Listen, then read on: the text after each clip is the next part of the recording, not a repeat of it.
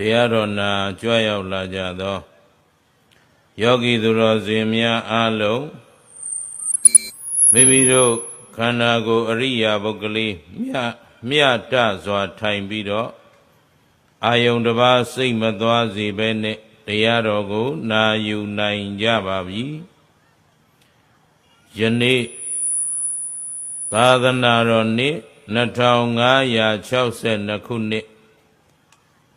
ကောဇာသက္ကရာ1380ပြည့်နှစ်တပေါင်းလဇန်8ရက်ဥပုသ်နေ့ခရစ်နှစ်2019ခုနှစ်3လပိုင်း73ရက်နေ့ညကျေးဇူးတော်ရှင်ဧကမဟာပန္တိတမိုးကုတ်ဆရာတော်ဘုရားကြီးဤတရားဌာနဧရာဝတီတိုင်းငပုတော်မြို့နယ်ပိုးလောင်ကြီးရွာ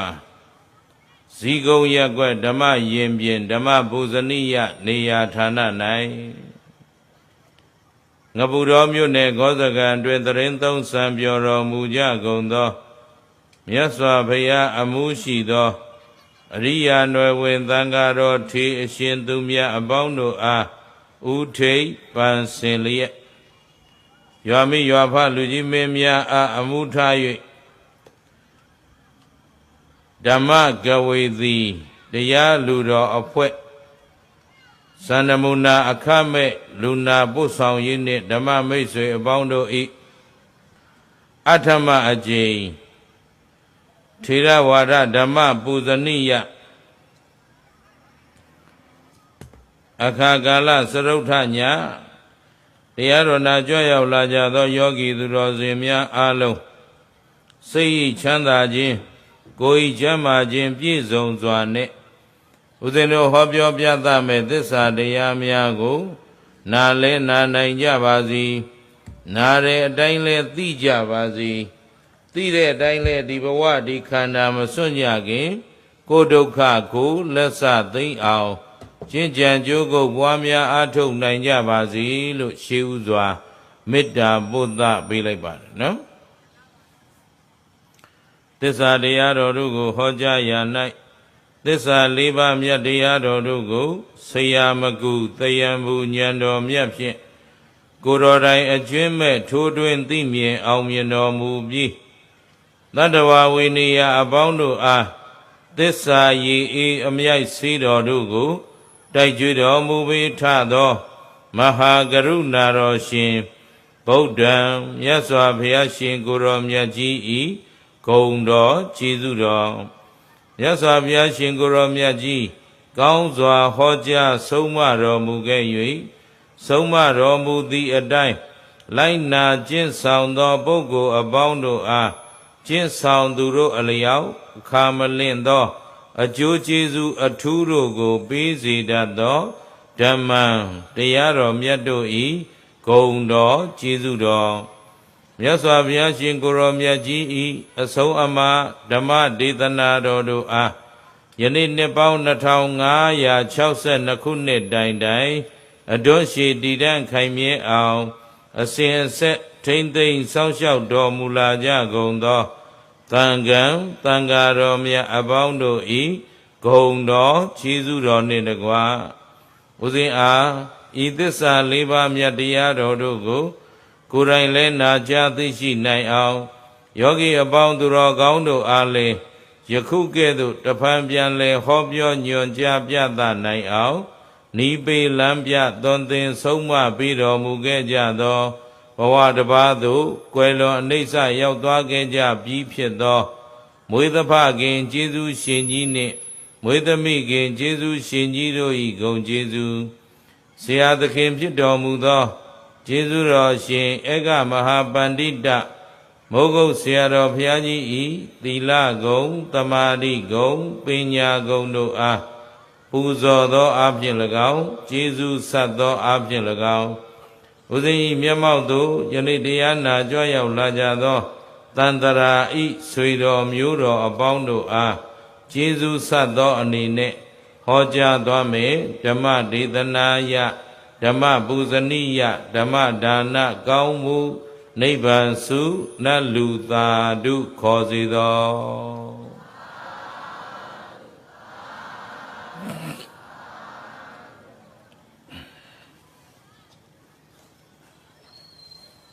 ကဲအလုံးတို့ကဓမ္မတွေတရားဟောတရားနာတရားအလူတော်မစခင်တရားပိုင်ရှင်ဖြစ်တော်မူသောမြတ်စွာဘုရားရှင်ကိုရောမြတ်ကြီးအားပူဇော်သောအဖြစ်ဦးဇင်းကဂင်္ဂဝါလူသဲစုမကပွင့်တော်မူသွားခဲ့ကြပြီးဖြစ်သောမြတ်စွာဘုရားရှင်တိုင်းဟောကြားဆုံးမခဲ့တဲ့ဩဝါဒပါတိမောက်ဒေသနာတော်ဖြင့်ပူဇော်မယ်တို့ဓမ္မအားလုံးလက်အုပ်ချီပြီးတော့ငါတို့သည်ဘုရားရှင်တိုင်းဤအဆုံးအမဩဝါဒကိုငါတို့နားနဲ့ဆက်ဆက်ဒီနေ့ကြားနာပူဇော်ခွင့်ရပြီလို့ဒီလိုနှလုံးသွင်းပြီးတော့နာယူပူဇော်ကြရအောင်နမော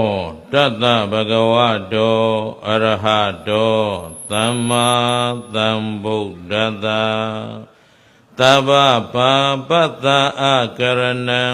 ကုသလတ္တဥပသမ္ပဒာသစိတ်တပရိယောဓပနံ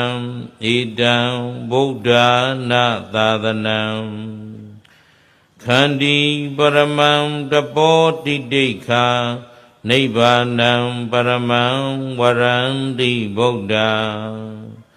နာဟိပပ္ပစီတောပရုပဂာတိန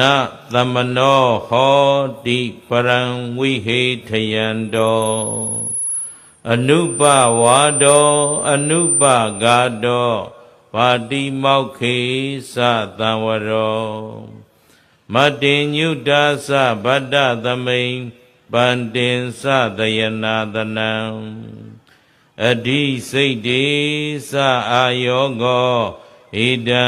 ဗုဒ္ဓနာသာသနံဩဝါဒပါတိမောက္ခေအခါဒါရောယေသဗုဒ္ဓအတ္တိတာသယေသဗုဒ္ဓအနာဂတာ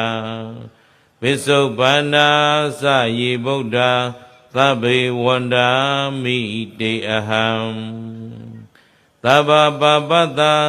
အလုံးစုံသောအကုသိုလ်ကိုယံအကရဏံအကျင့်မပြုကျင့်ခြင်းသည်၎င်း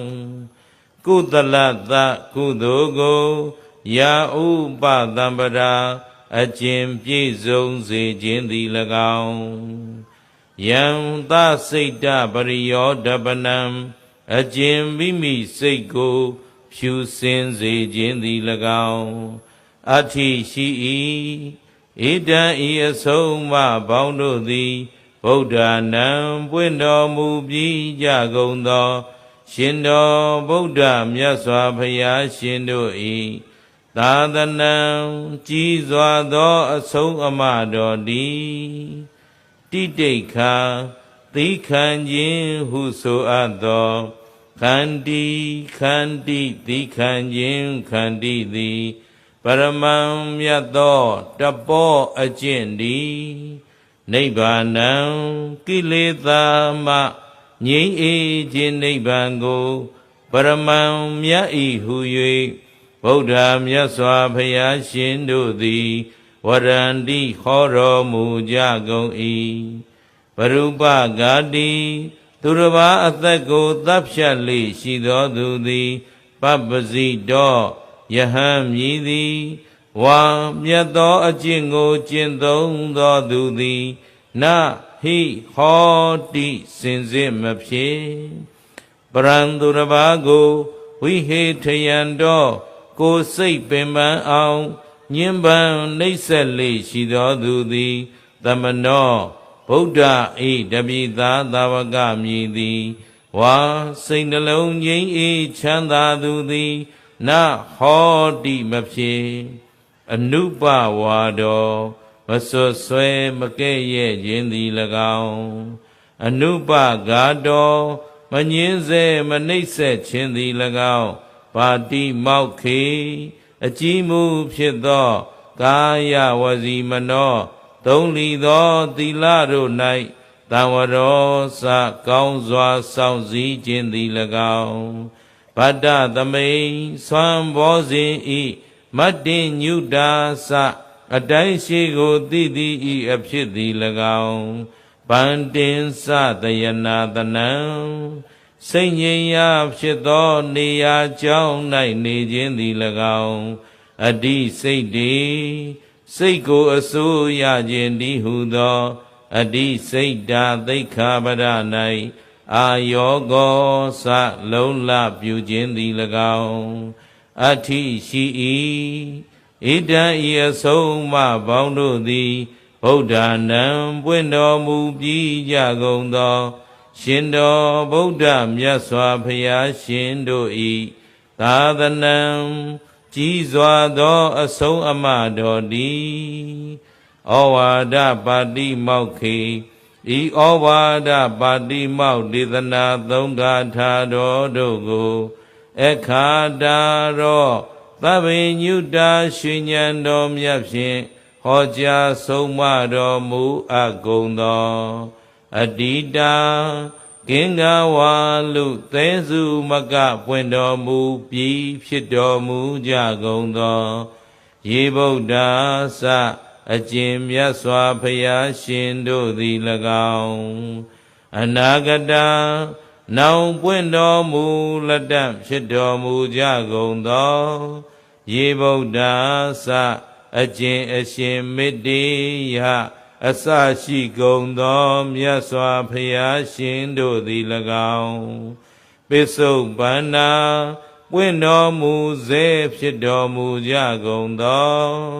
ယေဗုဒ္ဓစအကျင့်အရှင်ဂေါတမမြတ်စွာဘုရားရှင်တို့သည်၎င်းတန်တိထေရှားပုံသေးရှိတော်မူကြပါပေကုန်၏အဟံ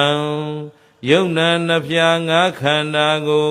သူငါမဲ့ခေါ်ဖရာတပည့်တော်သည်သဗ္ဗေခသိင်ဥဒ္ဓံအလုံးစုံကုန်သောဒေဗုဒ္ဓေဩဝါဒပါတိမောက္ဒေသနာသုံးဂါထာတော်တို့ကိုသဗ္ဗညုတာရွှေဉဏ်တော်မြတ်ဖြင့်ဟောကြားဆုံးမတော်မူအပ်ကုန်သောပွင့်တော်မူ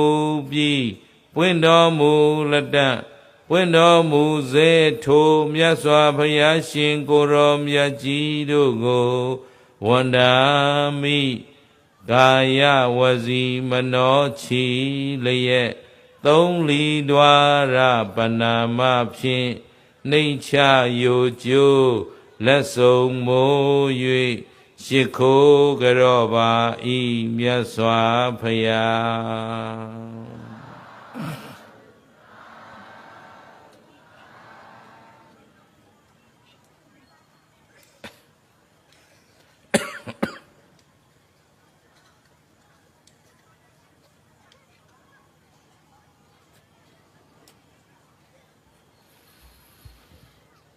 ကဲအလုံးတို့ကဓမ္မတွေမြတ်စွာဘုရားရှင်ကိုယ်တော်မြတ်ကြီးကယောဇဝတ္တတတံဇီဝေအပတ္တံအမတံပဒံဧကဟံဇီဝိတံသေယောပတ္တံတောအမတံပဒံပြောထားတဲ့စကားလေးရဲ့အဓိပ္ပာယ်ကအမတံဆိုတာမသေးရအမှန်ပြီးနိဗ္ဗာန်နိဗ္ဗာန်ကိုမမြင်ရပဲမမြင်ဘူးမတွေ့ဘူးပဲနဲ့အသက်တရားကာလပတ်လုံးအသက်ရှည်နေတာနဲ့စာရင်နဲ့ဧကဟံနဲ့နိဗ္ဗာန်ကိုတစ်ကြိမ်တစ်ခါလောက်မြင်တွေ့ပြီးတော့သိလိုက်ရတာကမြတ်သေးတယ်လို့ဒီလိုပြောတယ်အဲ့တော့ဦးဇင်းကဒီနေ့ဒုဒကဓမ္မတွေကိုဗာပြောကျင်တာလဲဆိုတော့ကိုဦးဇင်းတို့သတော်ကောင်းတို့အားလုံးကဘာဘာသာကိုးကွယ်တာလဲသိကြတယ်နော်အဲ့တော့ဗုဒ္ဓဘာသာကိုးကွယ်တဲ့ပုဂ္ဂိုလ်တိုင်းရဲ့အထွတ်အမြတ်အဆုံးပန်းတိုင်ဆိုတာရှိဘူးလားဦးဇင်းတို့သတော်ကောင်းတို့အားလုံးရဲ့ပန်းတိုင်ဟာဘာလဲနိဗ္ဗာန်ဘာလဲအဲ့တော့ဗုဒ္ဓဘာသာဝင်မှန်ရင်နော် ဘုရားဘာသာဝင်အားလုံးတို့ရဲ့အဆုံးပန်းနိုင်ဟာနိဗ္ဗာန်ပဲဒါဖြင့်ဗုဒ္ဓဘာသာဝင်တို့အထွတ်မြတ်ထားတဲ့နိဗ္ဗာန်ကိုဘုရားဘာသာဝင်တွေအနေနဲ့မြင်အောင်တွေ့အောင်ရောက်အောင်ကြိုးစားကြဖို့သင်မသိဘာကြောင့်နိဗ္ဗာန်ရဖို့ကြိုးစားသင့်တယ်လဲလို့မေးရင်ခင်ဗျားတို့ဘယ်လိုဖြေမလဲ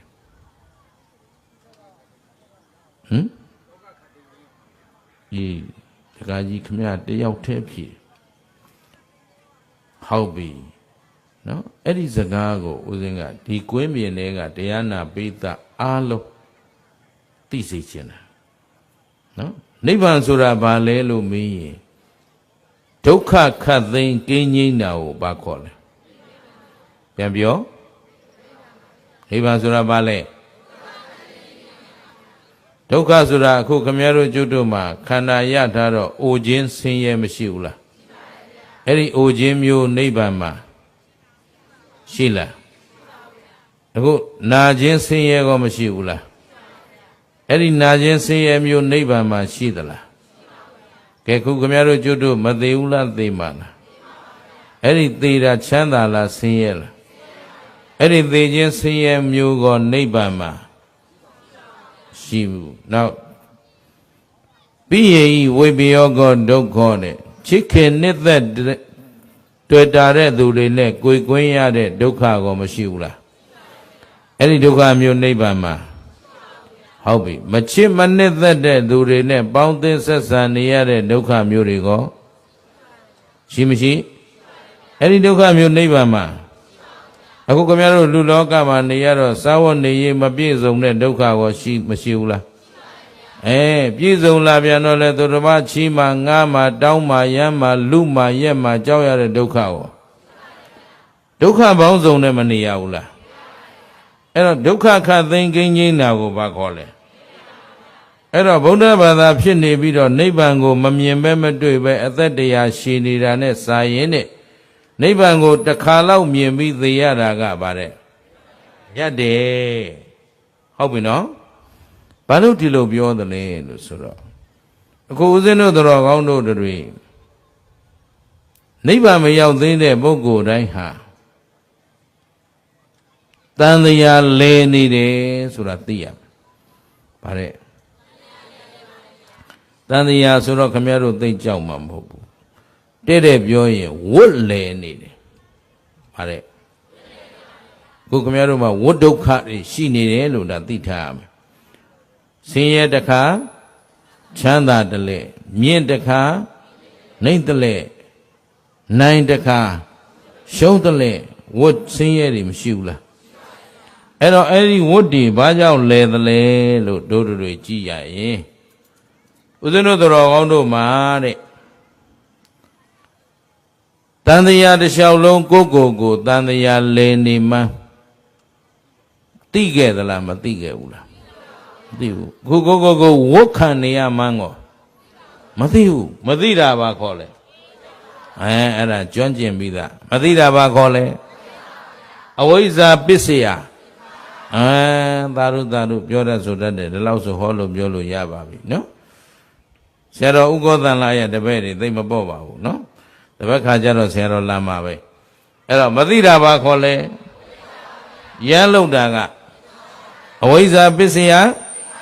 သင်္ခါရဆိုတော့သင်္ခါရမှာပုံညာပိသင်္ခါရဆိုတဲ့ကုသိုလ်ကောင်းမှုတွေလည်းရှိတယ်အပုံညာပိသင်္ခါရဆိုတဲ့အကုသိုလ်တွေကောအခုခမည်းတော်ကျွတ်တို့မှာအတိတ်ကကုသိုလ်တွေလုပ်ခဲ့မလုပ်ခဲ့အကုသိုလ်တွေကော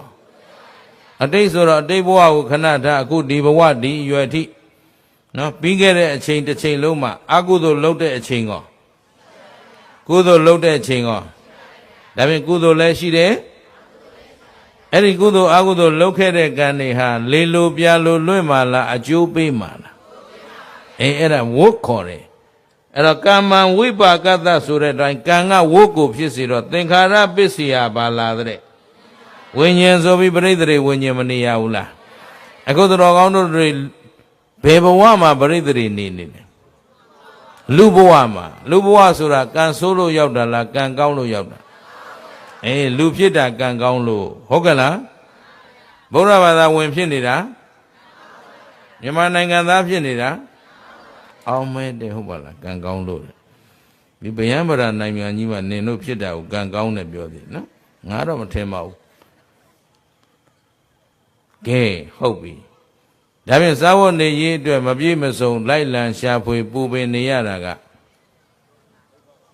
ကံကောင်းလို့လားကံဆိုးလို့လားနင်တို့ပိုးလောင်းရွာကြီးခုချိန်ဒီလမ်းမကောင်းသေးတာဩခုကြတော့ဟုတ်သွားပြီ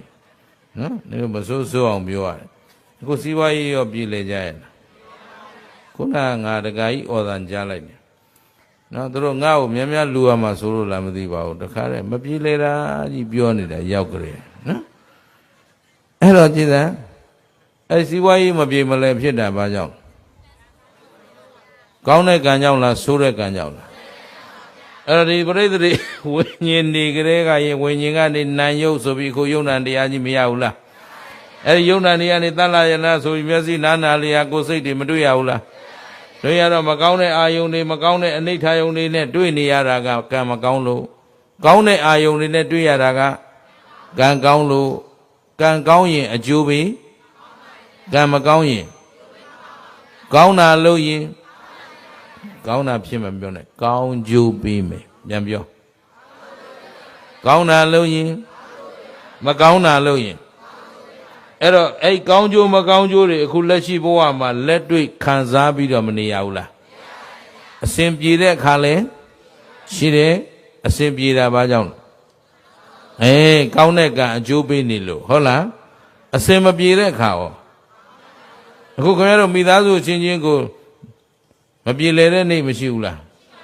ပြေလည်တဲ့နေ့ရောအကြောင်းကောင်းတော့အကြောင်းမကောင်းရင်အဲ့တော့သူတော်ကောင်းတို့မှာအတိတ်ကပြုခဲ့တဲ့ကံအကြောင်းအားလျော်စွာပြစ္ဆုတ်ပံမခံစားရဘူးလားအဲ့ဒီခံစားနေရနေပြစ္ဆုတ်ပံကနေပြီးတော့အခုဒီဘဝမှာပဲတဏှာဥပါဒံကံဆိုပြီးတော့ဒီနေ့အတွက်သားရေးသမီးရေးစီးပွားရေးအတွက်စားဝတ်နေရေးမရှာရဘူးလားရှာတော့လိုချင်လို့ရှာတာကတဏှာမရှာရရင်မနေနိုင်တာကလိုက်ရှာဖွေနေတာကကမ္မဘဝတဏှာဥပါဒံကံမလုပ်ဘူးလားအဲ့ဒီတဏှာဥပါဒံကံတွေလုပ်တော့ကုသိုလ်တွေလည်းလုပ်တယ်ဟောအကုသိုလ်တွေလည်းဒီမှာကမ္မဘဝလို့ပြောထားတာနော်ကံကောင်းရင်ဘဝကောင်းတယ်ကံမကောင်းရင်ရှင်းနိုင်ကြလားအဲ့တော့အကြောင်းတရားအကျိုးတရားတွေမရှိဘူးလားအဲ့တော့အဲ့ဒီကံတွေလှုပ်ထားတဲ့ကလေကမ္မဘဝပစ္စယဘာလာအောင်မှာတော့ဇာတိကမ္မဘဝပစ္စယအဲ့တော့နောက်ဘဝဇာတိတွေမလာဘူးလားလာရင်ဇာတိပစ္စယသရမရဏဘာသစ္စာရ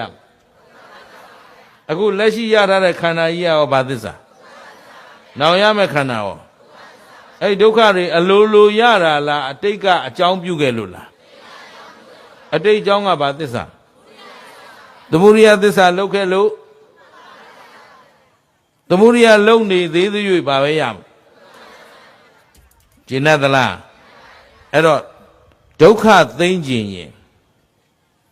သမုဒိယမသိမ့်ပဲနဲ့ဒုက္ခသိမ့်လို့မရဘူးအဲ့တော့အတိတ်တန်တရားတစ်ခွင်မှာတို့အကြောင်းသမုဒိယတွေလုတ်ခဲ့ကြတယ်ဆိုတာမသိကြဘူးလားအဲ့ဒီအကြောင်းရှိလို့ဘာရှိနေတာအခုဘဝအကျိုးပေးတွေမရှိဘူးလားအဲ့ဒါကိုလက်တွေ့ဆင်ခြင်ရအောင်ဦးဇင်းတို့မြတ်စွာဘုရားရှင်ကိုရောမြတ်ကြီးကဒီကထာလေးစောစောကသူတော်ကောင်းတို့ကြားနာလိုက်ရတဲ့ယောဇဝတ္တတတံဇီဝေအပတ္တံအမတံပရိယံအမတံပဒံဧကဟံဇီဝိတံသေယောပတ္တံအမတံဘယံပဒံလို့ဒီလိုပြောတယ်အမတံပဒံဆိုတာမသေးရအမှန်ပြိနိဗ္ဗာန်ကိုဧကဟံဇီဝိတံသေယောတစ်ခါလောက်မြင်ရရင်ကိုမြတ်ပါတယ်လို့မပြောဘူးလားပြောတယ်နိဗ္ဗာန်မမြင်မချင်းသူတော်ကောင်းတို့တန်တရားဏိဂုံးချုပ်လို့မရဘူးအဲ့တော့တန်တရားဏိဂုံးမချုပ်သေးသေး၍လဲခင်ဗျားတို့ချမ်းသာတဲ့နေရမလားဆင်းရဲတဲ့နေရမလားကြည်မြတ်စွာဘုရားရှင်ကိုရောမြတ်ကြီးလက်ထက်ကနော်ဒကမာကြီးတရားအကြောင်းဦးဇင်းတို့လေ့လာကြည့်ရအောင်သူ့နာမည်ကဂေါတမီတဲ့ဗါတယ်လေဂေါတမီ ဂေါရမຫນွယ်ပေါ့ဂေါရမຫນွယ်ဆိုတာတို့ဖះကလည်းပါຫນွယ်တော့ဖះနဲ့အຫນွယ်ချင်းအတူတူပဲအမျိုးຫນွယ်ချင်းတူတယ်ဂေါရမຫນွယ်ဘွားအဲ့ဒီမှာတို့ဖះလက်ထက်မှာနာမည်ကြီးခဲ့တဲ့ဂေါတမီ3ယောက်ရှိတယ်မြတ်စွာဘုရားအလောင်းတော်သိဒ္ဓထမင်းသားကိုနှုတ်ကြိုတိုက်ကျွေးပြီးမွေးမြူခဲ့တဲ့မိထွေးတော်ဂေါတမီဒါဘုရားရဲ့အလောင်းတော်ရဲ့မေတော်မာယာရဲ့ညီမဂေါတမီဒါကမိထွေးတော်ဂေါတမီနောက်မြတ်စွာဘုရားရှင်ကိုရောမြတ်ကြီးသိဒ္ဓထမင်းသားဘဝနဲ့ထိနှံဆုဆံပြီးတော့ရသောတရားကိုသိမ့်ပိုက်မောင်းမပေါင်း46,000နဲ့ຫນွေမိုးဆောင်ပြတ်သက်နဲ့စံနေတဲ့အချိန်မှာဘုရားအလောင်းတော်ကိုတစ်ဖက်သက်ချစ်ကြိုက်နေခဲ့တဲ့ဘုရားအလောင်းတောထွက်တဲ့နေ့မှာပဲဂါထာလေးသိပြီးတော့အလွမ်းတင်နေတဲ့ဂေါတမီနှမတော်ဂေါတမီဆိုတာတယောက်ရှိသေးတယ်နော်အဲ့ဒီထဲကအခုတည်းဒီဂေါတမီသူကတော့နာမည်ဒူးတစ်ခုနဲ့လာလိုက်မယ်သူကဂေါတမီတတ်တအဲ့ဒီဂေါတမီကသာဝတိပြည်ကတထေသမီးလေးအမတန်ချမ်းသာတယ်မွေးဖွားကစားကဂေါရမຫນွယ်ပါဂေါရမီသတို့သမီးလေးကချမ်းသာတဲ့မိဘကပေါက်ဖွားလာတယ်ဖြစ်ချင်တော့သူအရွယ်ရောက်အပြိုအရွယ်ရောက်လို့သုံးတော့မယ်ဖြုံးတော့မယ်ပျော်ပါတော့မယ်အရွယ်ရောက်မှမိဘတွေကအကြောင်းအားလျော်စွာစီးစိမ်တွေကုံဆုံးသွားအခုနေလို့လဲသုံးနိုင်ဖြုံးနိုင်ခဲ့တဲ့ကာလမရှိဘူးလားအခုကျတော့သုံးနိုင်ဖြုံးနိုင်တဲ့ကာလလားမသုံးနိုင်မဖြုံးနိုင်တဲ့ကာလစီးပွားရေးသိမ့်မကောင်းတစ်တော့လည်းကုန်ပြီနော်လှုပ်เสียကအလုတ်ခွင်ကကြက်နော်ဝယုံသုံးကားဖြစ်နေတဲ့အခါရောမရှိဘူးလားပြည်လဲတဲ့အခါလည်းရှိတယ်မပြည်လဲတဲ့အခါလဲ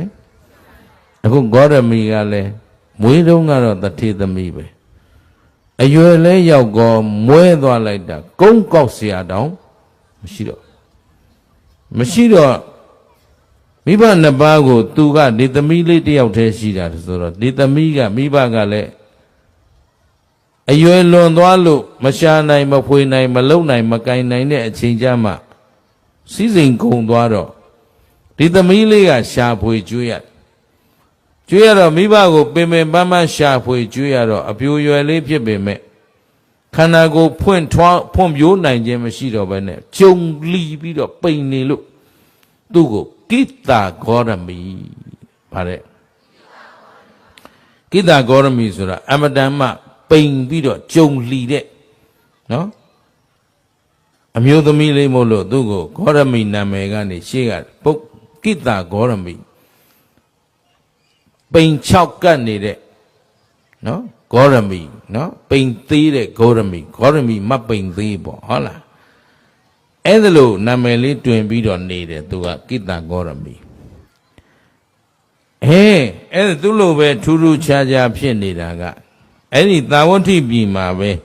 ဂရေလေးဆွဲကျွယ်တဲ့တထေးကြီးတယောက်ရှိတယ်ဗါတဲ့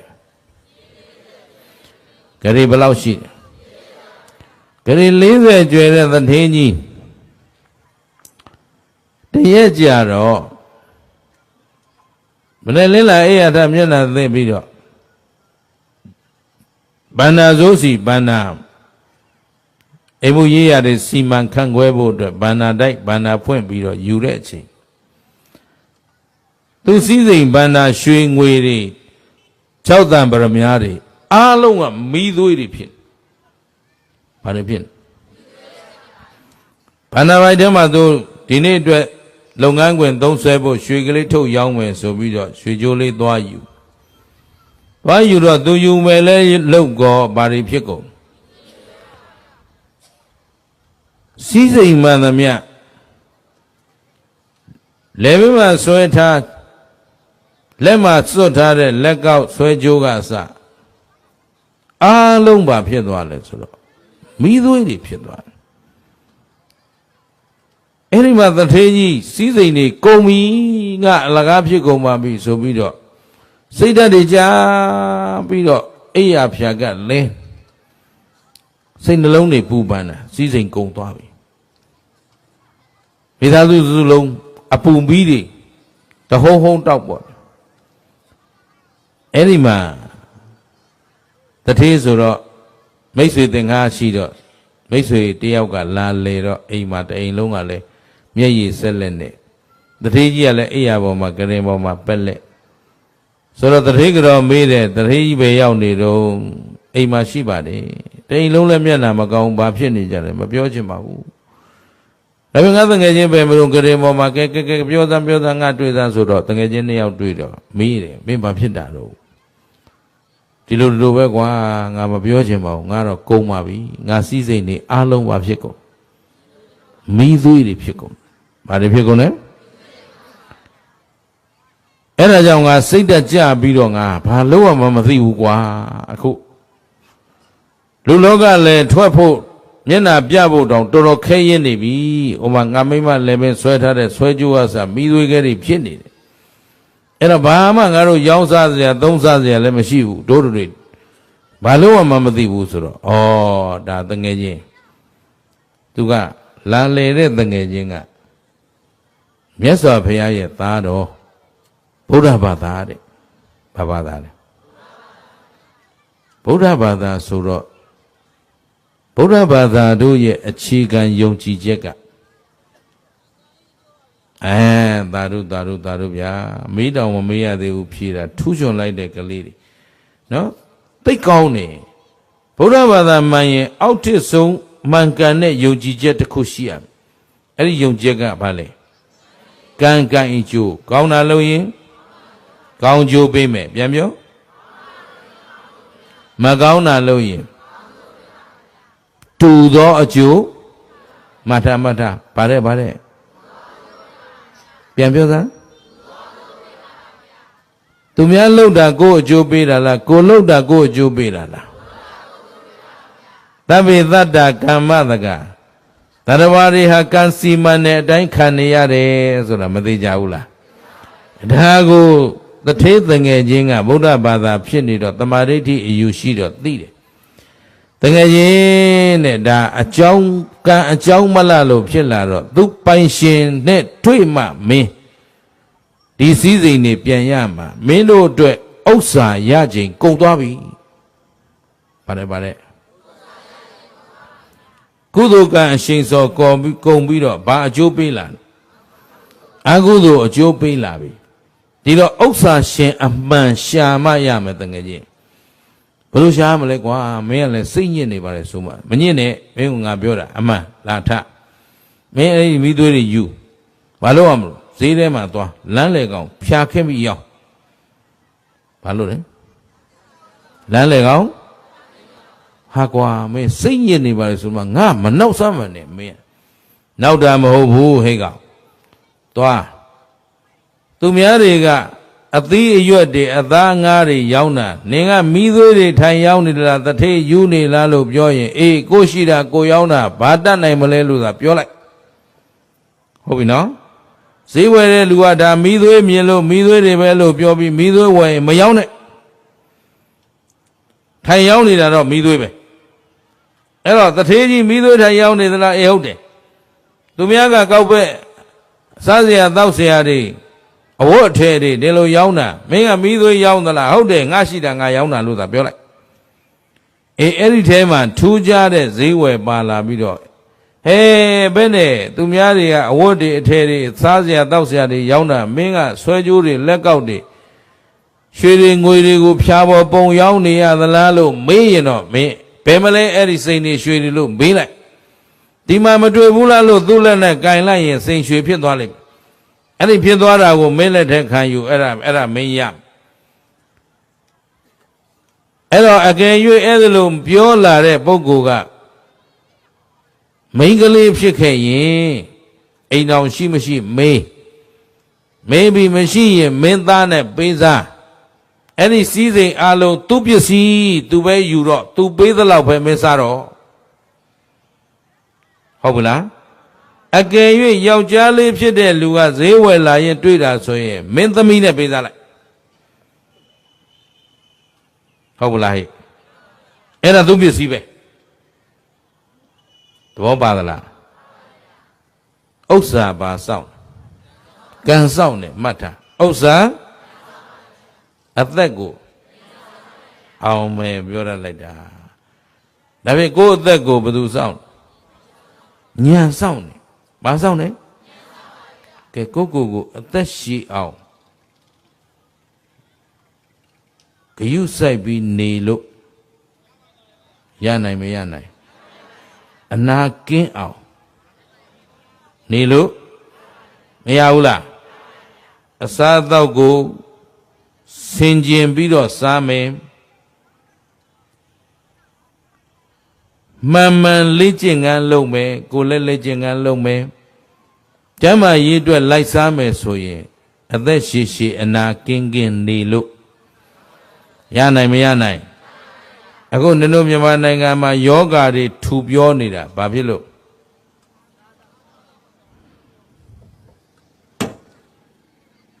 အသက်ပါစောင့်ယောဂါထူတာဘာဖြစ်လို့ဉာဏ်မရှိလို့ပေါ့အိုက်တာပြန်ပြလားအခုတတိုင်းပြည်လုံးယောဂါတွေထူနေဘာဖြစ်လို့အခုနင်တို့ခန္ဓာကိုယ်လေးတွေသေးသေးကြုံကြုံလီလီနဲ့လူတကာနိုင်ငံခြားသားတွေနဲ့ရှင်ပြီးရနိုင်သလားမရနိုင်ဘူးနိုင်ငံခြားသားတွေရှင်ချင်းတို့ခွာသေးသေးပဲရှိတယ်သိလားခွာသေးသေးဘာလဲနင်တို့အရကအဲဈေးရှင်းနဲ့တောင်ရှင်မရနဲ့ပုနေသဘောပါလားအဲ့ဒါဘာဖြစ်လို့အသိဉာဏ်နေတော့ခန္ဓာကိုယ်အတွက်အာဟာရဖြစ်အောင်မစားတတ်ဘူးကိုကျမ်းမာအောင်ဘယ်လိုနေရမလဲဆိုတာမသိစားတဲ့အစာတိုင်းကအခုမြန်မာအစားအစာဆိုများသောအားဖြင့်ငါတို့မနေ့ကတော့မှကပ်ပြရတွေကတ်သေးတယ်နော်စီကြော်မုံနေခါရင်တော့တိခန့်စားနေတယ်မနေ့ကတော့စိတ်ယူကပေါက်နေတာနဲ့တခါလာလဲဒီအကျော်တွေနောက်တစ်ခါလဲလဲဒီအကျော်တွေဆိုင်ကဝယ်လာတဲ့အကျော်ဆိုတာဆိုင်ကစီဆိုတာကတခါကြော်ပြီးသွန်ပြစ်လိုက်တာလားအဖန်ပန်ထထကြော်တာလားအဲ့ဒါပြေးဝစီတဲ့ဗိုက်ထဲရောက်အစာလုံးဝမကြည့်တော့နော် तू ကအစီတွေအဖြစ်ခန္ဓာကိုယ်ထဲမှာစုပြီးသွေးကြောတွေထဲမှာရှောက်ပိတ်တယ်အဲ့ဒါဗမာတွေစားတဲ့အစားအဲ့ဒီအကျော်တွေပဲများတယ်ငါကြော်ကြက်သားကြော် तू ကဘာစားမကြော်ရရင်ကိုမနေနိုင်ဘူးမုံလားမုံချင်းလဲကြော်ဆိုတော့အသီးရွက်လဲကြော်ပြီးမှစားတယ်အသားငါးလဲကြော်ပြီးမှစားတယ်ဆိုတော့အဲ့ကြော်ထားတဲ့စီတွေကခင်ဗျားတို့ခန္ဓာကိုယ်ထဲမှာပိတ်ပြီးတော့အခုအဖက်ဖက်ကသွေးတို့စီးကြိုကြောက်ကနှလုံးနော်အသေးအစီဖုံးများစွာမရှိဘူးလားကြိုက်တဲ့လူစစ်လိုက်မလွတ်ဘူးဘာဖြစ်လို့ဆိုတော့စားနေတဲ့အစာဟာဘေးဖြစ်မဲ့အစာကိုရွေးစားနေအဲ့တော့အာဟာရဖြစ်မှန်းဘေးဖြစ်မှန်းမှမသိတာဘာမရှိလို့ကျင်သလားအစားအသောက်အနေထိုင်ငါစတို့နိုင်ငံပြောင်းအောင်မပြောင်းနိုင်ရင်တော့ဒီလူမျိုးကတုံးတော့မှသိမ့်မကြတော့မျိုးပြုံးတော့မှရှင်းတယ်နော်သဘောပေါက်သလားအဲ့တော့ဟိုးဘေးကအိန္ဒိချင်းနိုင်ငံတွေကလည်းအစားအသောက်နဲ့နင်တို့နိုင်ငံကိုတတ်နေတယ်မျိုးစေ့ပေါင်းစုံနဲ့တတ်နေတယ်အခုစပားကစနင်တို့အန္တရာယ်ကင်းတဲ့မျိုးစေ့မရှိတော့ဗီဇတွေကိုပြောင်းလဲထားပြီးတော့မှအထွတ်တိုးဆိုပြီးလှုပ်ချလိုက်တာအဲ့ဒီမှာဟော်မုန်းဓာတ်တွေအပြောင်းလဲဖြစ်ပြီးတော့နင်တို့နောက်မှသားသမီးတောင်မထွန်းကားနိုင်လောက်အောင်ကျမ်းမာရေးပြက်ပြားနိုင်မဲ့မျိုးစေ့တွေဗမာပြည်မှာဖြန့်ထားပြီးအသိဉာဏ်ကျွယ်ဝတဲ့နိုင်ငံဆိုတော့သူများလှုပ်သမျှမင်းတို့ခံရှင်းတယ်နော်အသက်ပါစောင့်ဥစ္စာအဲ့တော့အသိဉာဏ်လိုအပ်မလိုအပ်အဲ့တော့ပြီးရောဖြစ်တယ်လို့နေရမှာလားအသိဉာဏ်ရှိဖို့ကြိုးစားရပါလားကြည်ဒီမှာဒီတထေးစီးစိမ်တွေအကုန်မိသွေးကဲဖြစ်သွားတယ်ဘာလို့ရမှာသိဒါပေမဲ့အကြောင်းအကျိုးကိုနားလေတဲ့ဗုဒ္ဓရဲ့တပိသားသာဝကတငယ်ချင်းမိတ်ဆွေကောင်းကတငယ်ချင်းနဲ့မင်းပြေးမနေနဲ့စိတ်တကြမနေနဲ့ဘာမှမထူးဘူးငါလည်းကြည့်တာမိသွေးကဲပဲမြင်တယ်ဒါငါပိုင်နဲ့ငါပစ္စည်းမဟုတ်ဘူးအဲ့တော့မင်းဥစ္စာရှင်ရှာမဖြစ်မဲ့သွားငါပြောသလိုလှုပ်ချီအသေးချာမာလိုက်တော့တထေးကြီးတဲ့ကဲနောက်ဆုံးနီလန်းပဲမတတ်နိုင်တော့ဘူးဆိုပြီးတော့အဲ့ဒီမိသွေးခွဲတွေအိတ်နဲ့ဆွဲသွားပြီးတော့ ဈေးအလဲကောင်းမှာဖြာခင်းပြီးတော့မိသွေးတွေပုံရောင်းထုံးစံအတိုင်းပဲဖြတ်သွားဖြတ်လာတွေဟာဒီတတိယူသွားပြီတဲ့နဲ့ဒီလောက်ချမ်းသာတဲ့ဂရေ40ချမ်းသာတဲ့လူကြီးကဒီမှာဈေးထဲလာပြီးဘာလာရောင်းတထေးကြီးလှုပ်เสียအလုပ်မရှိတော့ဘူးလားဘယ်နဲ့မိသွေးတွေလာရောင်းအေးကွာငါလည်းရှိတဲ့အလုပ်လေးဆိုတော့တချို့ကလည်းဒါတထေးရရရှိနေတဲ့ထင်းနေမှာပေါ့ကွာနော်အဲ့တော့မိသွေးကဲမြင်တဲ့လူတွေကမိသွေးပဲမေးကြတော့တထေးကြီးကလည်းအေးဟုတ်တယ်ငါရှိတာငါရောင်းရတာပဲပြောတယ်ဘဝဉ္ဇဉ်ကအသိဉာဏ်မဲ့တဲ့လူတွေကတော့ဘယ်နာလဲမလဲမသိဘူးပေါ့အဲ့ဒီမှာတိုက်ဆိုင်ခုနကအရွယ်ရောက်လာမှမွဲသွားလို့အစားအသောက်တောင်ဝဝလွင်လင်မစားရမိဘနှစ်ပါးကိုအမျိုးသမီးလေးဓာမဲ့ပင်ပန်းပန်းရှာဖွေကျွေးနေရတဲ့ကိသဂေါရမီဘယ်သူလဲကိသဂေါရမီကလည်းသူ့ရတဲ့လှူအားကလေးနဲ့မိဘကိုချက်ပြုတ်ကျွေးမလို့ဈေးဝယ်လာရင်းနဲ့သူကအခုလောလောဆယ်သာနွမ်းပါဆင်းရဲနေတာနော်ဆင်းရဲနွမ်းပါနေတော့အစားအသောက်တောင်ဝဝလင်လင်မစားရတော့ခန္ဓာကိုယ်ကပိန်လိနေတာကံမကောင်းတဲ့အချိန်ဆိုတော့ရုပ်လက္ခဏာတွေကလည်းမွဲတည်နေတာပေါ့ကွာဒါလေးမှတ်ထားအဲ့တော့မင်းတို့ဘုသူဒ္ဓရအောင်ဦးဇင်းကနည်းနည်းပြောပြအောင်မယ်ဦးဇင်းတို့ငယ်ငယ်တုန်းကဦးဇင်းတို့ငယ်တုန်းကလေ့ကျင့်ပြီးတဲ့စိတ်တရရလေ့ကျင့်ပြီးတဲ့ဆရာတယောက်ရှိတယ်အဲ့ဒီဆရာကသူကတစ်နှစ်ကိုတစ်ကြိမ်အဲ့ဒီခေါင်းတော့ကတော့အခုချိန်အခုခေတ်လိုကင်မရာတွေကမပေါ်သေးဘူးအခုခေတ်တော့မင်းတို့ကလက်ထဲဖုန်းရှိရင်ဒါကင်မရာရှိနေတယ်လို့ဖြစ်နေတာအဲ့တော့ဓာတ်ပုံဆိုင်သွားပြီးတော့ဓာတ်ပုံရိုက်ရတယ်အဲ့ဒါသူကတစ်နှစ်ကိုတစ်ကြိမ်ဇန်နဝါရီလစမ်းတိုင်းနှစ်သက်ကူးပြီဆိုရင်သူကတော့သူပြောတာသူမွေးနေ့ပေါ့မွေးနေ့ရောက်တိုင်းတစ်ကြိမ်သွားပြီးဓာတ်ပုံရိုက်တယ်တဲ့ဘာအတွက်လဲလို့မေးတော့ဓာတ်ပုံရိုက်လိုက်တယ်ဆိုတာဓာတ်သားပေါ်မှာကိုယ့်ရဲ့ရုပ်အယောင်အဝါသွားပြီးတော့ထပ်တာတဲ့အဲ့တော့ကံကောင်းတဲ့နှစ်ဆိုရင်အယောင်ကတောက်နေတယ်တဲ့ကံမကောင်းတဲ့နှစ်ဆိုရင်အယောင်ကမှိန်းနေတယ်တဲ့သေကံသီးသူများဆိုရင်အယောင်ကဝါတောင်သွားတယ်ရှင်းလားအဲ့ဒါလေးမှတ်ထားဒါသင်္ကေတလေးတစ်ခုနော်ဓာတ်ပုံရိုက်တဲ့အခါအုပ်စုလိုက်ရိုက်တယ်ဆိုတော့ဥစဉ်ကတော့သတိထားကြည့်မိတယ်သေကံသီးလူအုပ်စုထဲမှာပါလာရင်အဲ့ဒီဓာတ်ပုံပြန်ကြည့်လိုက်သူသေကံသီးရင်ကြည့်လိုက်ရင်အဲ့ဒီထဲမှာသူတယောက်တည်းဝါနေအဲ့ဒါလေးမှတ်ထားဒါသင်္ကေတလေးတစ်ခုနော်ကံရဲ့တတ္တိနဲ့ယက်တီနေရတဲ့ရုပ်ဖြစ်တော့ကံမိန်ရင်ရုပ်ကလည်းမိန်သွားတာကံတက်ရင်ရုပ်ကလည်းတက်လာတာရုပ်ကအယောင်ဝါကအဲ့ဒါလေးမှတ်တာအဲ့တော့ဒီမှာကိတ္တဂေါရမီကံနဲ့လို့ကံမကောင်းတဲ့အချိန်နဲ့ကြုံတော့အစားသောက်တောင်ဝလွင်အောင်မစားရတော့ပိန်လိန်ဖြစ်နေလို့သူ့ကိုကိတ္တဂေါရမီလို့ခေါ်တယ်သူကဈေးချင်းလေးပိုက်ပြီးတော့ဈေးဝယ်လာတော့သူတွေ့တော့အခုသာမွဲနေတာသူကငကိုကယုံနေတဲ့ဘဝကလာတာလားမြင့်မြတ်တဲ့ဘဝလာတာလားအေးတထေသမီးနော်မျိုးရိုးအနွယ်ကောင်းတယ်ဒါတခြားပြောတာမဟုတ်ယုံညံ့တဲ့အမျိုးနဲ့မြင့်မြတ်တဲ့အမျိုးကအကွာကြီးကွာတယ်ဘယ်လိုကွာလဲအကျင့်သိက္ခာတွေမှာကွာတယ်ကြည့်ကိတ္တဂေါရမီကကြည့်လိုက်တယ်ရွှေတွေစိန်တွေကြောက်တံပရမများတွေကိုဖြာကြီးနဲ့ခင်းရောင်းနေတော့ဟဲ့ဒုက္ခပဲအမျိုးမြတ်တဲ့လူဆိုတော့အနာကပ်ပြီးဦးကြီးတဲ့တိုးပြောတယ်ဒါအမျိုးယုံနေတဲ့လူဆိုရင်ဒီဒါတွေဘယ်လောက်ရောင်းသလဲဆိုပြီးတော့ဝယ်သွားမှာပေါ့ဘေးကလူတွေကမိသွေးပြောနေတာအဲ့တော့ तू ကအော်ကျဟစ်ကျမပြောဘူးနော်အမျိုးကောင်းသမီးလေးပြီးအနာကပ်ပြီးတော့ဦးကြီးတဲ့ဘာဖြစ်လို့စိန်တွေရွှေတွေကိုလမ်းမှာချရောင်းနေတာလဲတဲ့ဆိုတော့ဟင်သမီးဘယ်မှာလဲစိန်တွေရွှေတွေဒီမှာလေဦးကြီးရဲ့သူကင်လိုက်တဲ့ဟာတွေဘာဖြစ်သွား စိန်ရွှေငွေကြောက်တံပရမပြန်ဖြစ်သွားတယ်။ဒါဆိုရောဦးကြီးဆိုတော့သူပေးလိုက်တော့မှဟဲ့သမီး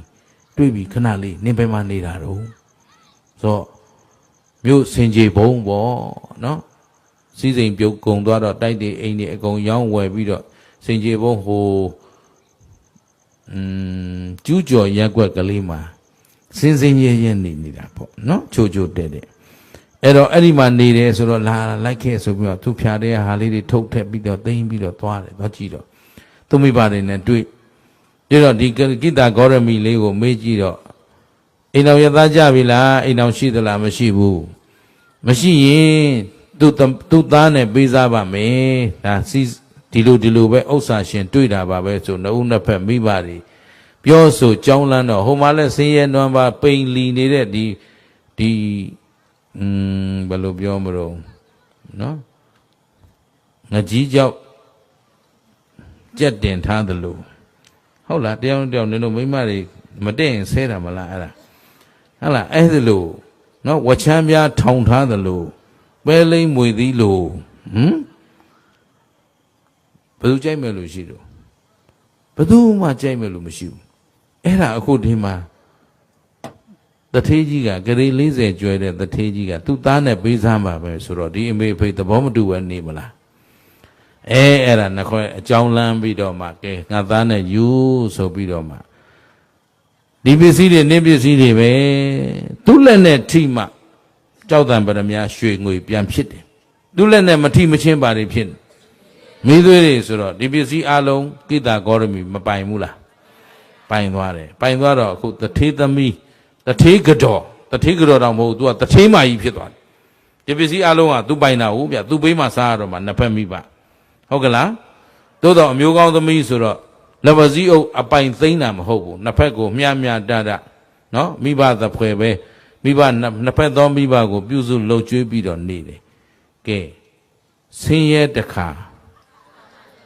အမျိုးမျိုးအဖုံပုံပြောင်းလဲပြီးတော့မနေဘူးလားအဲ့ဒါဘသူက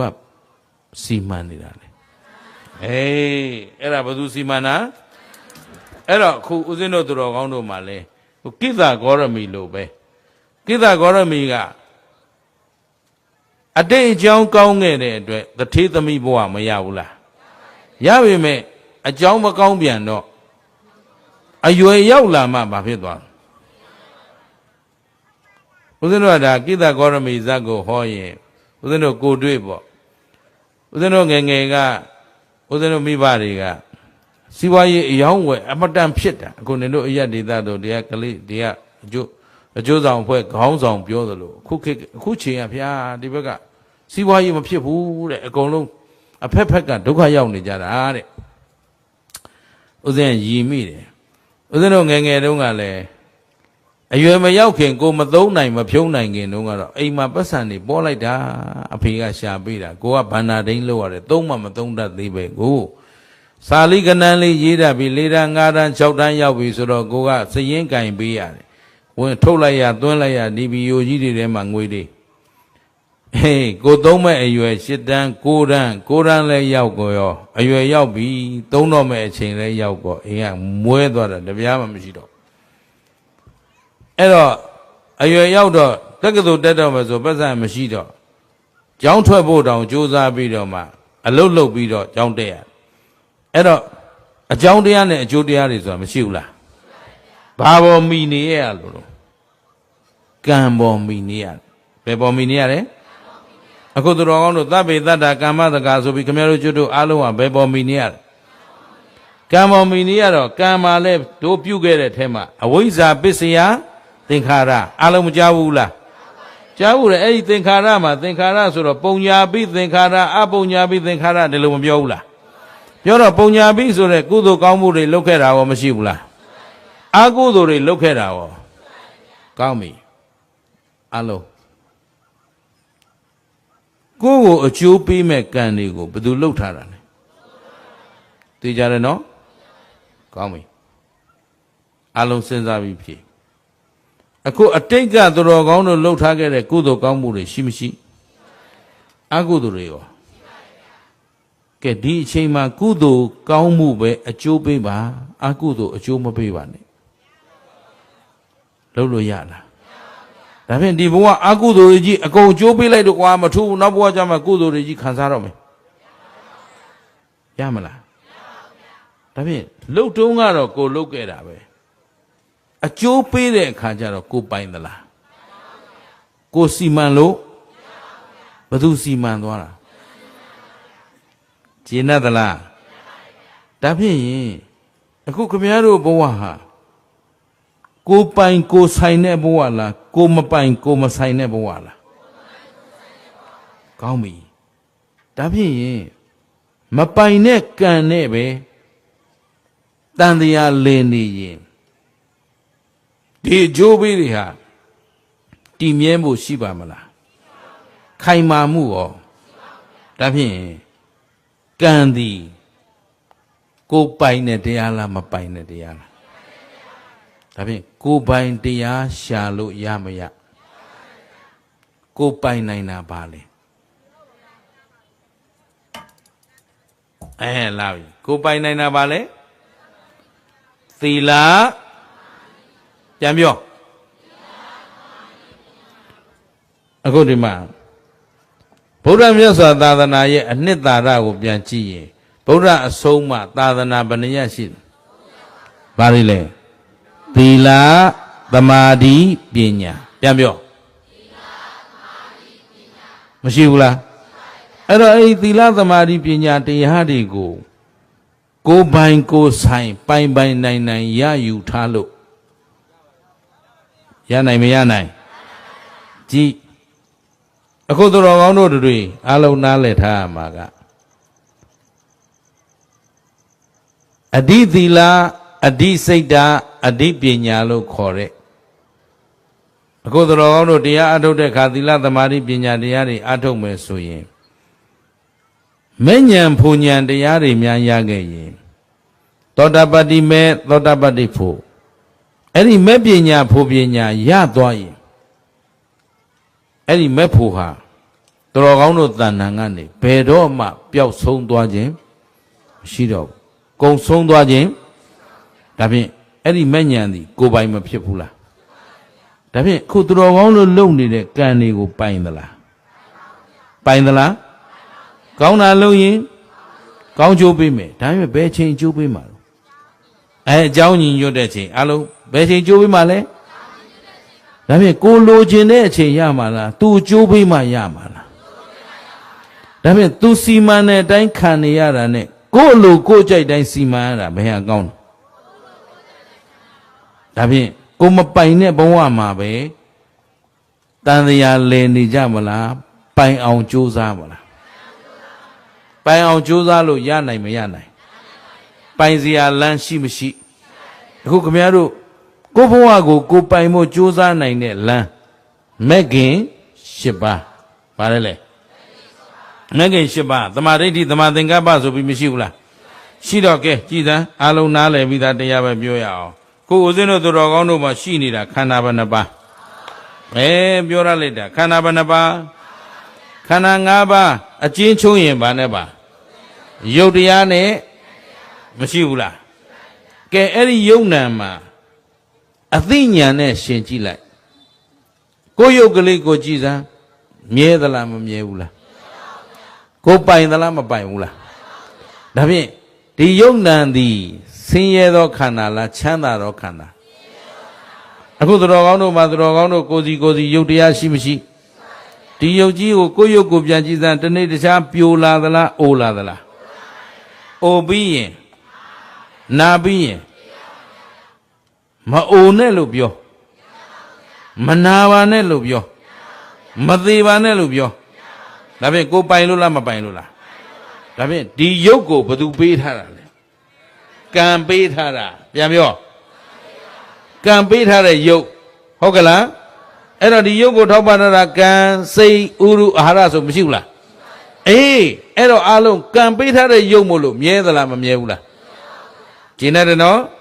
အဲ့တော့ဒီယုတ်ပေါ်မီပြီးတော့ဖြစ်တဲ့နံတရားကောမရှိဘူးလားနံမှာဆိုတော့ခံစားရတဲ့ဝေဒနာမှတ်သားရတဲ့သင်ညာပြုပြင်တတ်တဲ့သင်္ခါရသိကြံတတ်တဲ့ဝိညာဉ်ခန္ဓာဘယ်နှပါး၅ပါးထဲမှာနံခန္ဓာဘယ်နှပါးလဲ ၄ပါးအဲ့ဒီ၄ပါးနံခန္ဓာကိုကိုပိုင်သလားနံဆိုတာလေအလုံးသိထားမှာရုပ်ကိုမိဖြစ်တယ်ဘာကိုမိဖြစ်တာရုပ်မပိုင်ရင်နံကိုလဲသိကြတယ်နော်ရုပ်ကိုပြုပြင်ထားတာဘာတူလဲကံရုပ်ကိုပြုပြင်ထားတာဒါဖြင့်ဒီနံကိုဘာတူလွှမ်းမိုးမှုအောက်ရောက်နေလဲကျင်တယ်နော်ကောင်းပြီအဲ့တော့ဒီယုတ်ဒီနံကိုတို့တွေကအခုဉာဏ်နဲ့ပြန်ကြည့်မယ်ဉာဏ်နဲ့ပြန်ကြည့်တော့ဒီယုတ်ဒီနံသည်မြဲသောတရားလားမမြဲသောတရားလားကိုပိုင်သလားမပိုင်ဘူးလားဘာသစ္စာဘာသစ္စာတော့ကဲဒုက္ခသစ္စာပဲလို့အမှန်သိရင်ဒီယုတ်ဒီနံပေါ်မှာတွေ့တာတတ်မဲ့เสียလိုသေးလားအကဲခုတော်ကောင်းတို့ဖြေတဲ့အတိုင်းပဲကြည့်ရအောင်ယုတ်တရားသည်မြဲသောတရားလားမမြဲသောတရားလားတနေ့တခြားပြိုလာသလားအိုလာသလားအခုခင်ဗျားတို့အိုခြင်းလို့အိုလာတာလားမအိုခြင်းပဲအိုနေရတာအိုပြီးရင်ဘသူအနာယောဂါရခြင်းလို့မရခြင်းပဲနဲ့ကိုပိုင်လို့လားမပိုင်လို့လားဒါဖြင့်အဲ့ဒီမပိုင်တာကြီးကိုခင်ဗျားတို့ရှစ်ခင်เสียလိုသေးလားတတ်မဲ့เสียသို့တော့တန်တရားတစ်ခွင်လုံးကကြတော့ခမည်းတော်ကျွတ်တို့ဟာဒီယုတ်ဒီနံအကြောင်းကိုမြတ်စွာဘုရားအခုဟောတယ်လို့ခုခမည်းတော်ကျွတ်တို့ပြောတယ်လို့သိခဲ့သလားမသိတော့ကိုယ်ယုတ်ကိုယ်နံခင်သလားမခင်ဘူးလားခင်တာကရိုးရိုးခင်တာလားဆွဲဆွဲလန်းလန်းလားဆွဲလန်းတာကတဏှာဥပါဒာအဲ့ဒီတဏှာဥပါဒာနဲ့ဥစည်းပြီးတော့ဘာတွေလုပ်ကမ္မဘဝကာယကံမလုပ်ဘူးလားအဲ့ကာယကံဝစီကံမနောကံလောက်တာဘယ်သူခိုင်းလို့လုပ်နေတာကျင်သလားအဲ့ဒီတဏှာကခုနေတဲ့ခင်ဗျားတို့စီးပွားမရှာဘူးလားဘယ်သူစားဖို့ရှာကိုစားဖို့ရှာတာဟုတ်ကလားငါစားဖို့ရှာတယ်ငါသားသမီးစားဖို့ရှာတယ်မလားဘူးလားဘယ်တော့ငါဆိုတာရှိလားငါဥစ္စာရော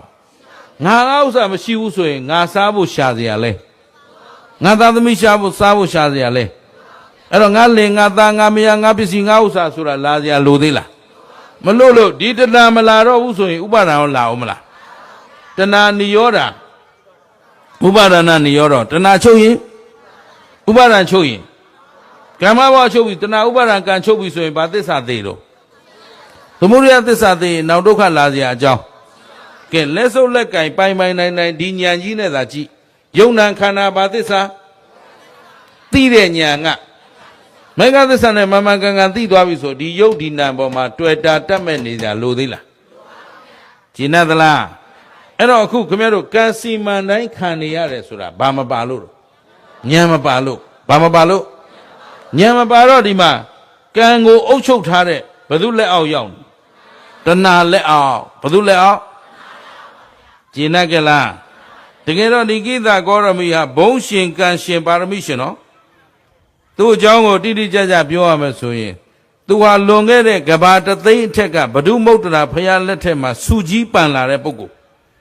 ဒီဘဝမှာကျွတ်တန်းဝင်မှာ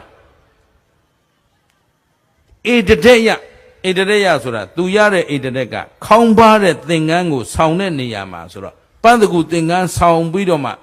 သာသနာမှာပန်းတကူဒူတင်ကိုဆောင်းပြီးတော့ထူးချွန်စွာသာသနာအမွေခံယူခဲ့တဲ့ဖယားရှင်ရဲ့သမီးတော်အဖြစ်ထူးခြားစွာဣတရက်ပွဲထူးခံရမယ်ပုဂ္ဂိုလ်ကဲဒီပုဂ္ဂိုလ်ကြီးကအခုဒီဘဝမှာပစ္စည်းမဘဝိကနောက်ဆုံးဘဝကိုရောက်နေပါရဲ့တန်းနဲ့မွေးလာတော့ကချမ်းသာသလားဆင်းရဲလားချမ်းသာတယ်တထေးသမီးလေးဖြစ်တင်းတယ်မမွေးခဲ့ဘူးလားအရွယ်ရောက်သွားတော့ဘယ်သူစီမံနေတာတော့ဟောအကြောင်းကောင်းတော့အကြောင်းမကောင်းရင်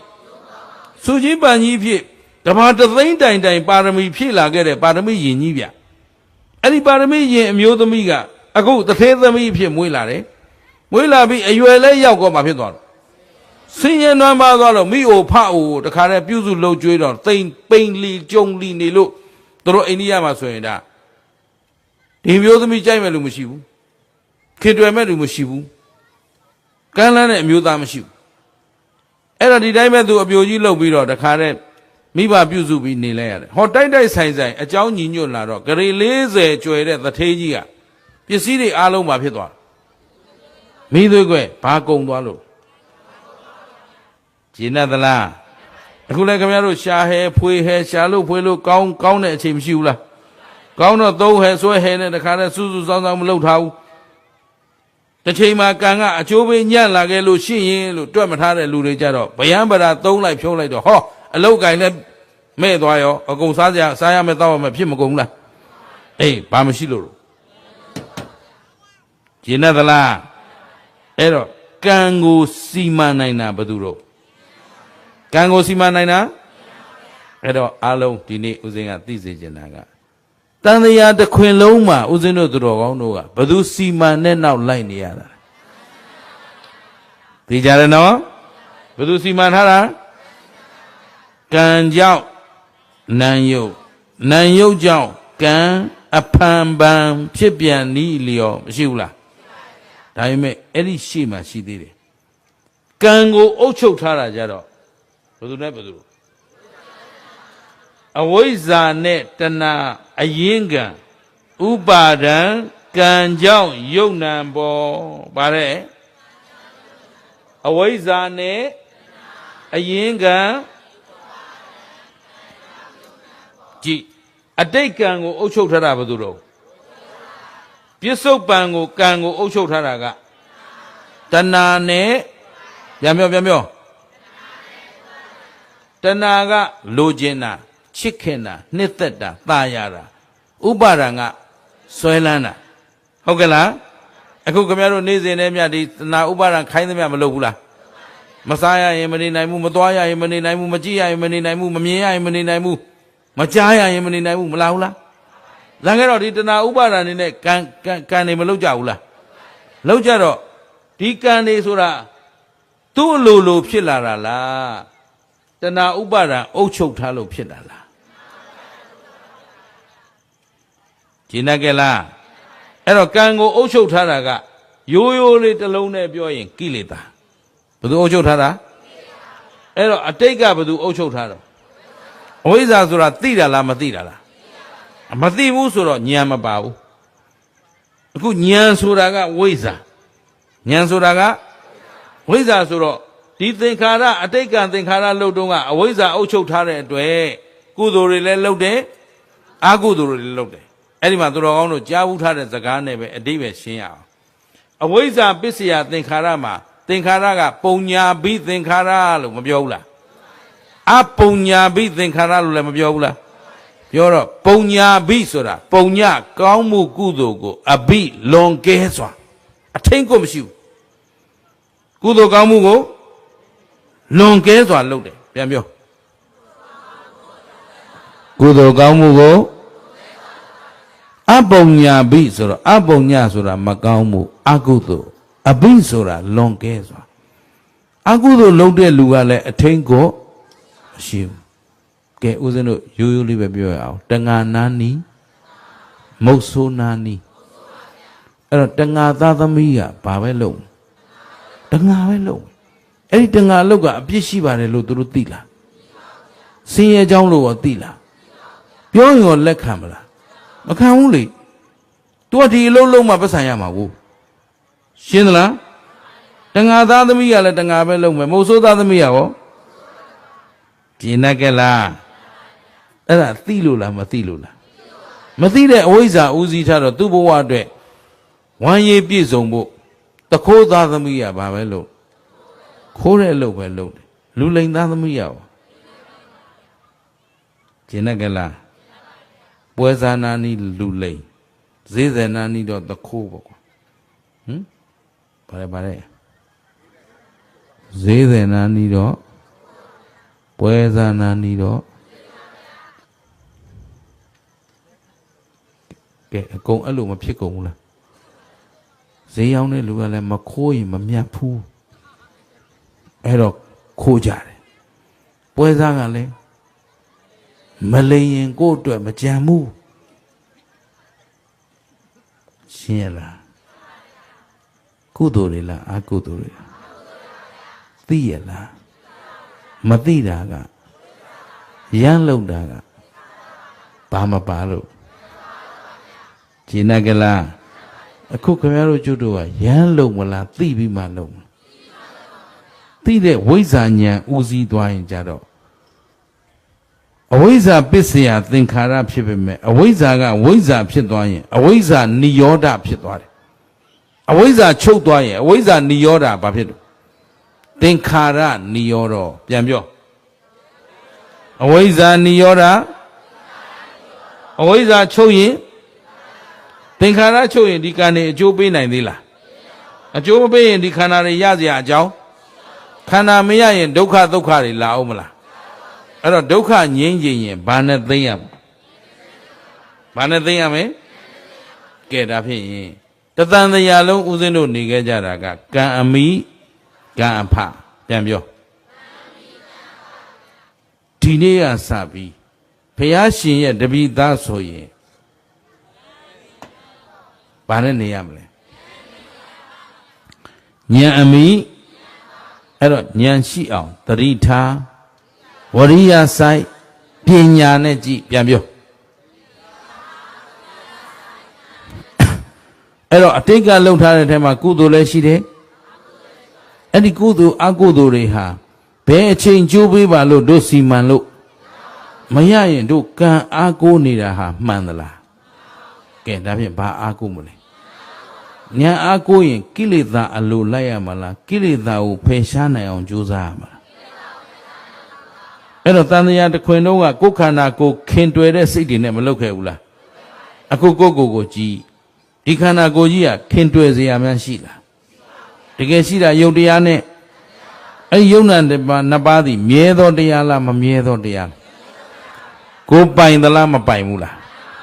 ယုံနာခန္ဓာပါသစ္စာသိတဲ့ဉာဏ်က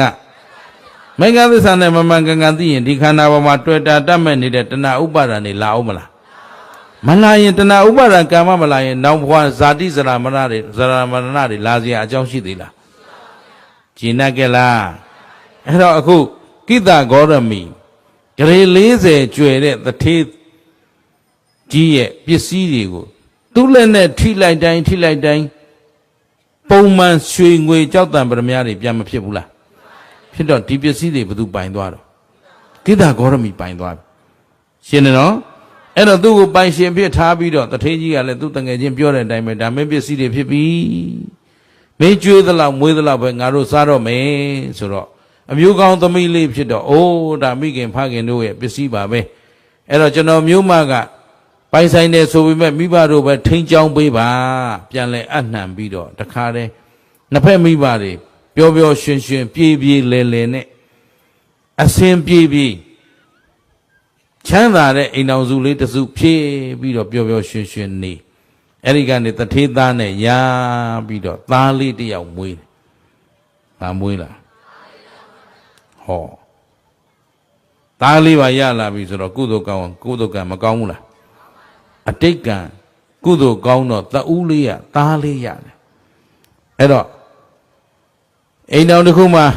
အအိုးကသားလေးမွေးလာရင်သိပ်ပျော်ကြတာပေါ့ဒါကတော့ဘယ်နိုင်ငံပဲလူမျိုးဖြစ်ဒါပျော်တတ်ကြတဲ့အမျိုးပါပဲအဲ့တော့တဝူးလေးရတော့သိပျော်ရွှင်ပြီးတော့မိသားစုမှာ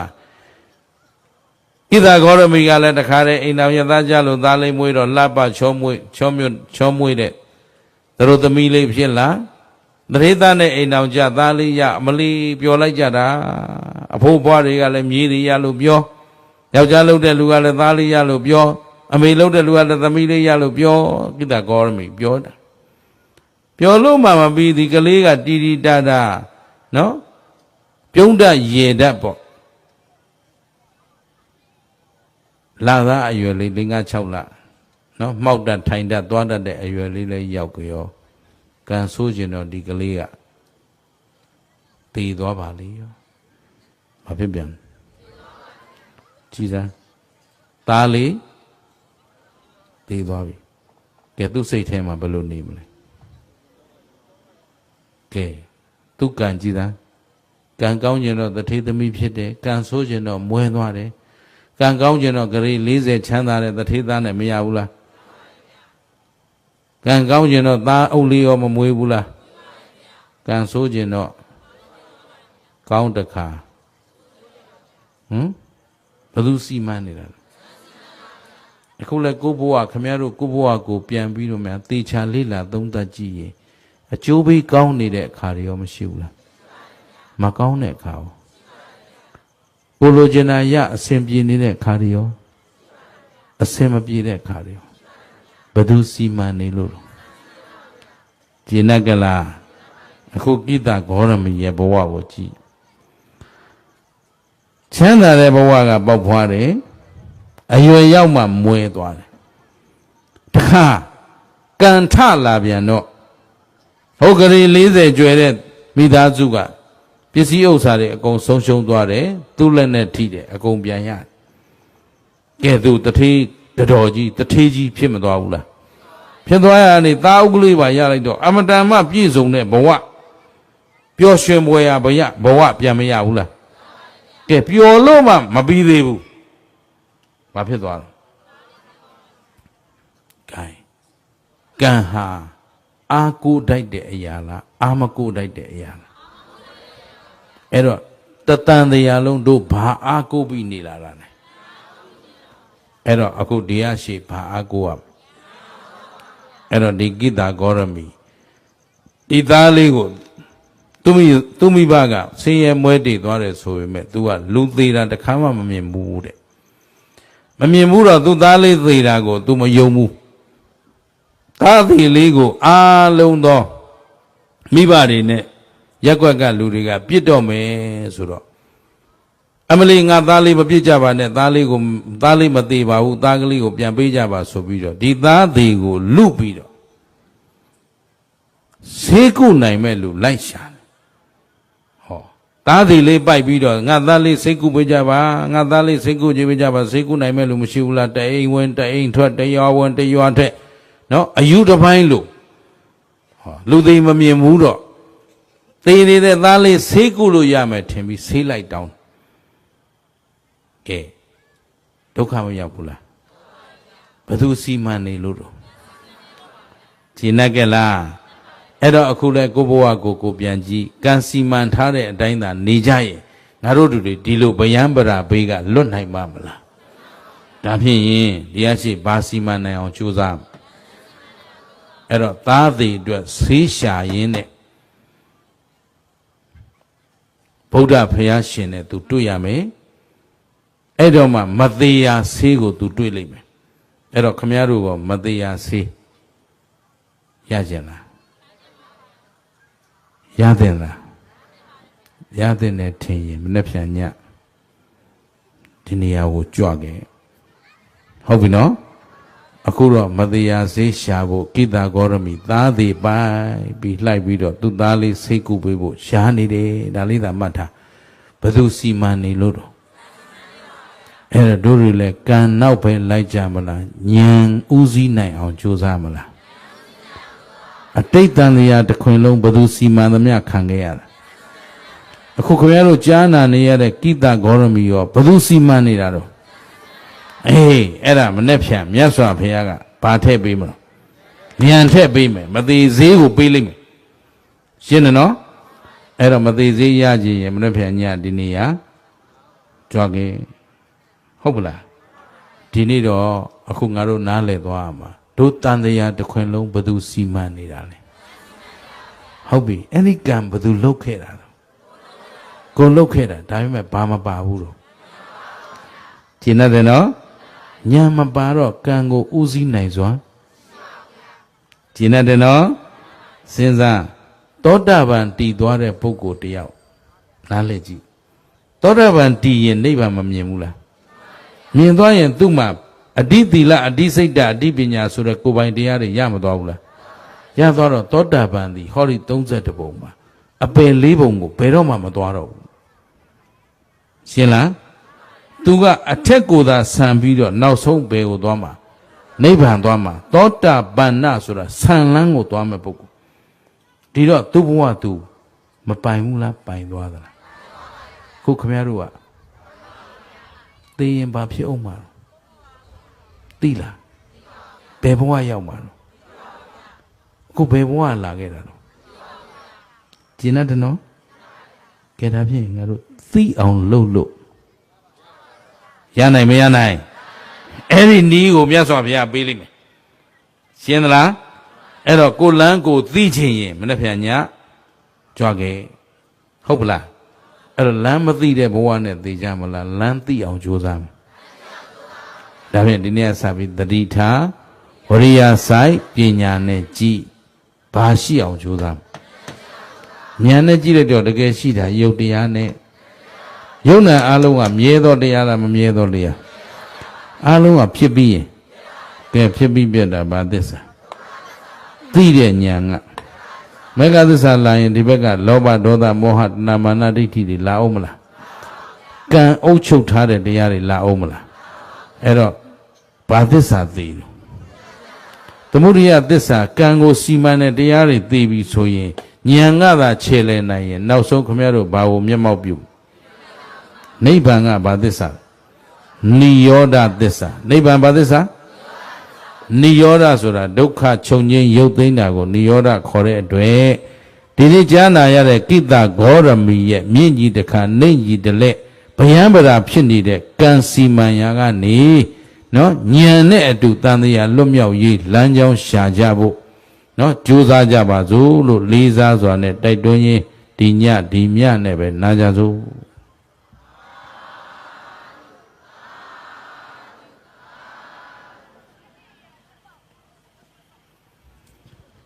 ကဲအလုံးဉာဏ်အတွက်အစပြိုးရအောင်15မိနစ်လောက်တရားထိုင်ရရင်မကောင်းဘူးလားဟေးအဲ့တော့အလုံးကံကိုစီမံနိုင်ဖို့ဉာဏ်ရှာမယ်တေမလင်ခွေထိုင်ထိုင်ဒုတုတ်ထိုင်ထိုင်နှစ်သက်သလိုထိုင်သို့သောခါမမတ်ထားကောင်းမမတ်ထား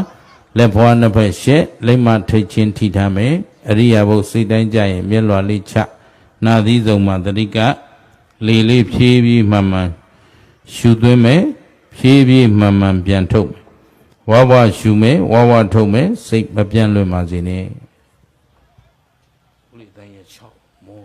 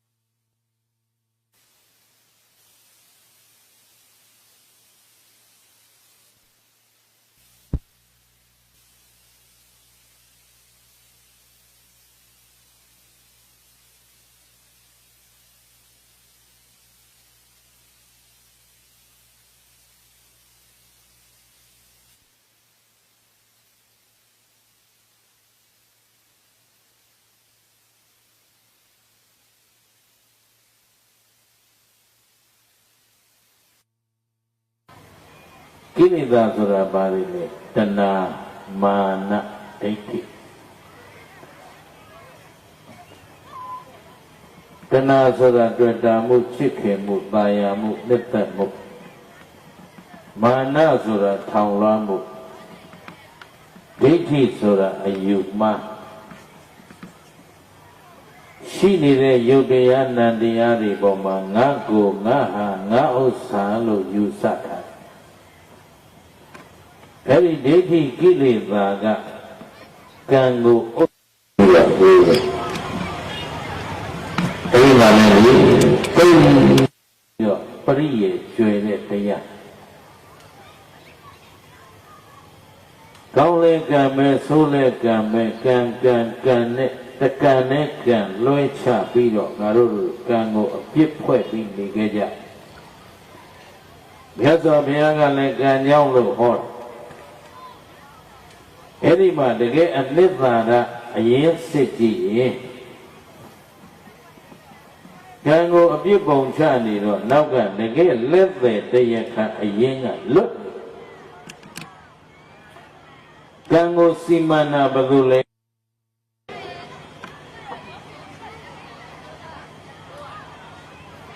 အဲ့တော့လူတယောက်ကိုယမနှိမ့်ဆက်နေတာနှိမ့်ဆက်နေတဲ့အာနာဘဂဝတ္တပေါ့ရှင်ဘုရင်ကသကုတ္တမြတ်တယောက်ကိုသတ်ခိုင်းလိုက်တော့ဘဂဝတ္တကသတ်လူတွေမြင်တာကဘဂဝတ္တသတ်လိုက်တယ်ဒါကိုမြင်ဒါပေမဲ့ဒီဘဂဝတ္တဘသူသတ်ခိုင်းလို့သတ်တာလေရှင်ဘုရင်သတ်ခိုင်းလို့သတ်ဟာရမေရှင်ဘုရင်ကလူတိုင်းကိုသတ်ခိုင်းနေတာလားရှင်ဘုရင်ကလူတိုင်းသူတိုင်းပြီးသားတိုင်းကိုသတ်စေဆိုပြီးတော့သတ်ပိုင်ခွင့်ရှိသလားဟုတ်ပါဘူးဥပဒေသအယကိုယ်ဆိုလူရဲ့တိုက်ခိုက်တဲ့အပြစ်မှုတွေကျူးလွန်ထားလို့သတ်တာဒါဖြင့်ပြစ်မှုကျူးလွန်ခြင်းဟာတရားခံပေါ့အဲ့ဒီတိုင်းပဲအခုဦးဇင်းတို့တော်ကောင်းတို့ကံကစီမံနေဆိုတော့ကံကိုပုံချတော့နောက်ကတရားခံကလွတ်တကယ်လက်သိင်ကလွတ်အဲ့တော့ဒါကြောင့်ကျေးဇူးရှင်ဘုဂုတ်ဆရာတော်ဘုရားကြီးကခင်ဗျားတို့ဘဝတန်တရားရဲ့ဖြစ်စဉ်ကိုသိဖို့ပြောတာအဝိဇ္ဇာနဲ့တဏှာအရင်ကဥပါဒံကံကြောင့်ယုံနံပေါ်အပင်မမျိုးမအပင်အမြင်မပြဆက်ဆက်သိဟံကံကြောင့်နံယုတ်ကြောင့်ကံအဖန်ဖန်ဖြစ်ပြန်ဤအလျောဒါလေးပြောတာအဲ့တော့တကယ်လက်သက်တရားခံကအဝိဇ္ဇာတဏှာဟောဒီလိုဖြစ်ပြန်ပြောဟုတ်ပြီအဝိဇ္ဇာနဲ့တဏှာနဲ့ပြောနေပြန်တော့တဏှာဆိုတာလိုချင်တာတတ်မှတ်တာပဲချစ်ခင်တာပဲအဲ့ဒီချစ်ခင်မှုလိုချင်မှုတတ်မှတ်မှုကဘယ်လိုကြောင့်ဖြစ်တာလဲဆိုတော့တရားခံအရင်ကိုစစ်ကြည့်ငါဥစ္စာဆိုတဲ့ဒိဋ္ဌိအဲ့ဒီဒိဋ္ဌိကိလေသာကအရင်ပြောလိုက်ရင်တဏှာမာနဒိဋ္ဌိဆိုတော့တဏှာကိုရှိကထပ်ပြောတော့လက်ပဲတဏှာပဲလို့ထင်တယ်မဟုတ်ပါဘူးတဏှာရှိနေုံသက်နဲ့ငရဲမရောက်ဒိဋ္ဌိကိလေသာကမှသာငရဲတိရစ္ဆာန်ပြိတ္တာအတုရကေကိုရောက်စေတာတဲ့သောတာပန်ဟာဒိဋ္ဌိမရှိတော့ဘူးတဏှာရှိသေးဒိဋ္ဌိမရှိတော့တဲ့အတွက်သောတာပန်ဟာအပင်လေးပုံမရောက်တော့ဘူးတဲ့အပင်လေးပုံနဲ့သူနဲ့လုံးမသက်ဆိုင်တော့ဟောကြည့်အပြင်ဒုရရိနိဗ္ဗာန်ကိုမမြင်နိုင်မရောက်နိုင်မရနိုင်တာတကယ်အရင်ကဘယ်သူလုံးဆိုတော့ဒိဋ္ဌိပဲအဲ့ဒီဒိဋ္ဌိကဘာကိုပြောတာလဲလို့သူတော်ကောင်းတို့နားလည်အောင်ကြည့်ရင်ဒိဋ္ဌိဆိုတာအယူမှားဘာကိုအယူမှားတာဟောဒီယုံနာခန္ဓာကြီးကိုငါကိုငါဟာငါဥစ္စာလို့အယူမှားလိုက် ဒါကိုဒိဋ္ဌိလို့ပြော ဒီတော့ဒုက္ခဓမ္မတွေအားလုံးကဒီဒိဋ္ဌိကိလေသာကြီးကိုလွန်မြောက်ခြင်းရင်ဖယ်ရှားခြင်းဟောဒီယုတ်တရားနံတရားအကြောင်းကိုကောင်းကောင်းကြီးသိရမယ်အဲ့ဒီသိတာဉာဏ်ယုတ်ကိုယုတ်လို့သိတယ်နံကိုနံလို့သိတယ်အကုန်တော်တို့တရားထိုင်နေတယ်ဆိုတာဒါပဲမျက်စိမိတ်ပြီးကိုယ်ယုတ်ကိုကြည့်ရရင်ရမှန်းသိနာရင်နာမှန်းသိအောင်းရင်အောင်းမှန်းသိမြင်ရင်မြင်မှန်းသိကြားရင်ကြားမှန်းသိကြားတာကြားစိတ်ပဲငါမဟုတ်ဘူးမြင်တာမြင်စိတ်ပဲငါမဟုတ်ဘူးကြားနေတာလည်းယုံနာပဲမြင်နေတာလည်းယုံနာပဲရားနေတာလည်းယုံနာပဲနာနေတာလည်းယုံနာပဲယုတ်တရားနဲ့နန္တရားငါကုငါဟာမဟုတ်ဘူးလို့ချိန်ပန်များစွာရှုရှိတယ်ဒါတရားကြည့်တာပဲဉာဏ်နဲ့ကြည့်ဆိုတော့ဉာဏ်ကလေးကအသိဉာဏ်ကအမှန်တိုင်းသိဖို့ယုတ်ကိုယုတ်ပဲလို့သိရမယ်နာမ်ကိုနာမ်ပဲလို့သိရယုတ်တရားကိုယုတ်တရားပဲလို့သိတယ်နန္တရားကိုနန္တရားပဲလို့သိတယ်အဲဒီယုံနာကိုကြည့်ပြန်တော့မမြဲဘူးမမြဲတာကိုမမြဲမှန်းသိနေတယ်အခုဥစဉ်တန်လေးတွေကြားနေတယ်တတံမိတတံဖြစ်ပြီးပြတ်ပါမေရဘာသစ္စာလေဒုက္ခသစ္စာပဲသိတယ်အဲတော့အဲ့လိုသိနေတယ်ဆိုရင်အမှန်ကိုမြင်လာတဲ့အတွက်ဒိဋ္ဌိမရှိရင်ဒိဋ္ဌိကိလေသာမရှိရင်တဏှာကလည်းပါသွားအဲ့ဒီနေရာမှာဉာဏ်ကဝင်သွားတော့အသိဉာဏ်ဝင်သွားတော့ကံဒီကိုဉာဏ်ကရှင်းလေအုပ်ချုပ်လိုက်ပြီးတော့ဒိဋ္ဌိကိုပြန်ပိုင်နိုင်အသိဉာဏ်ကဖယ်ရှားပြလိုက်ပြီဆိုရင်တသံတရားလုံးကလှုပ်ထားခဲ့တဲ့အပေယောက်ျောက်ကအားလုံးမင်းသွားတော့နေခဲ့တော့ငါနဲ့မဆိုင်တော့ဘူးလို့ပြစ်ပယ်လိုက်လို့ရသွားပြီဟော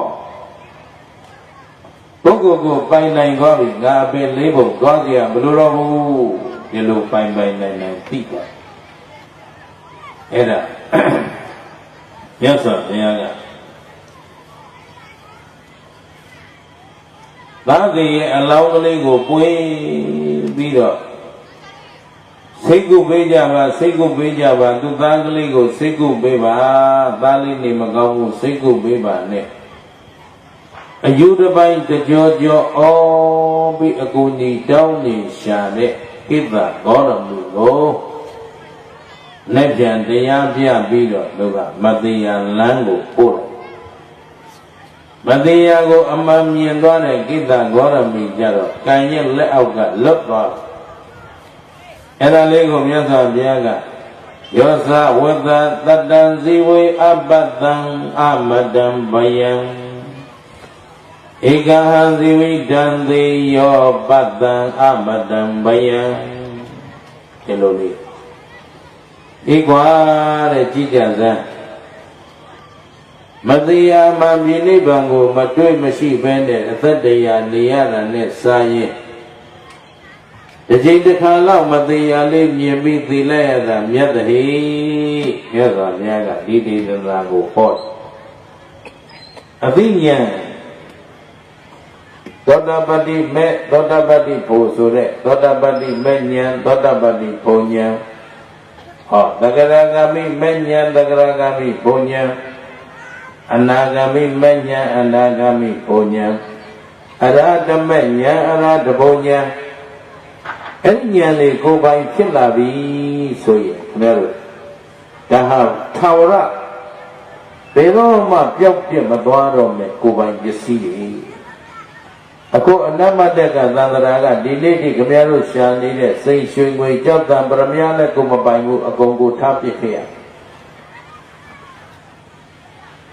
ဂုံတူပွဲတူတွေလည်းမပိုင်ဘူးအလုံးထားပြစ်ခဲ့ရတဘဝဇာတခဏထင်ပေါ်မှုကြော်ကြားမှုနောက်တကောက်ကောက်လိုက်ပြီးတော့ပြီးသွားတယ်ဘာမှမဟုတ်အေးအဲ့ဒီမဉ္ဇဉ်ဘုံဉာဏ်တွေကြတော့ဘယ်သောခါမှပျောက်ပြတ်မသွားတော့ဘူးသောတပန်ရဟသွားတဲ့ပုဂ္ဂိုလ်ဒီဘဝသောတပန်ဖြစ်သွားရင်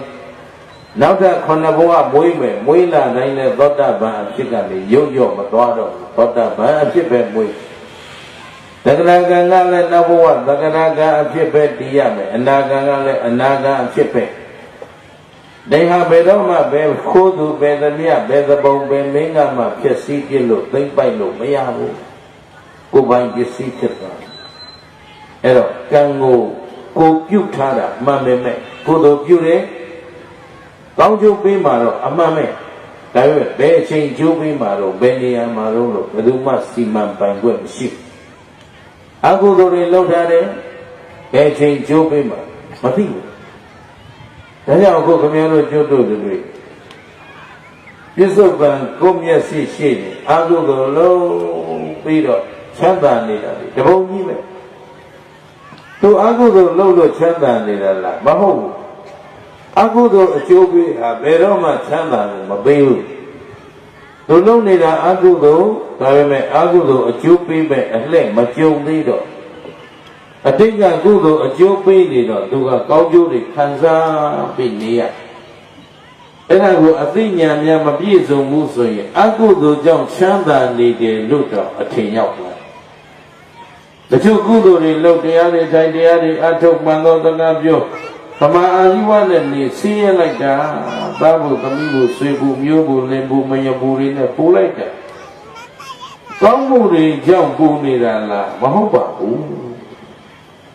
သူပြုတဲ့ကောင်းမှုတွေကကောင်းကျိုးပေးဖို့အလှဲ့မရောက်သေးဘူးအတိတ်ကပြုထားခဲ့တဲ့အကုသိုလ်ကအကျိုးပေးလက်ကျုံနေတော့ဒုက္ခမြတ်ကောင်းတာလုံးနေပေမဲ့ကောင်းကျိုးမခံစားရသေးဘူးကြည်လားအဲ့တော့ကောင်းကျိုးဆိုးကျိုးဆိုတာအကြောင်းညီညွတ်တဲ့အချိန်မှလာမှဘယ်ဟာမှကိုအစိုးမရတဲ့အနတ္တတရားအဲ့တော့တကယ်အစိုးရနိုင်တဲ့အတ္တအစစ်ဖြစ်တဲ့မဉ္ဇဉ်ဘုံဉဏ်ဒီဉာဏ်လေးရမှသာလျှင်သူတော်ကောင်းတို့အတွက်ကိုယ်ဘဝကိုတကယ်ပိုင်ဆိုင်သူအဖြစ်အောင်ဝဲဝင်နိုင်မှာဖြစ်ပါလေ။ဒါကြောင့်ဘုရားရဲ့သားတော်သမီးတော်တွေအဖြစ်ကံမိကံဖကနေဉာဏ်မိဉာဏ်ဖပြောင်းနိုင်အောင်ကြိုးစားကြသတိလက်မလွတ်ပါစေနဲ့။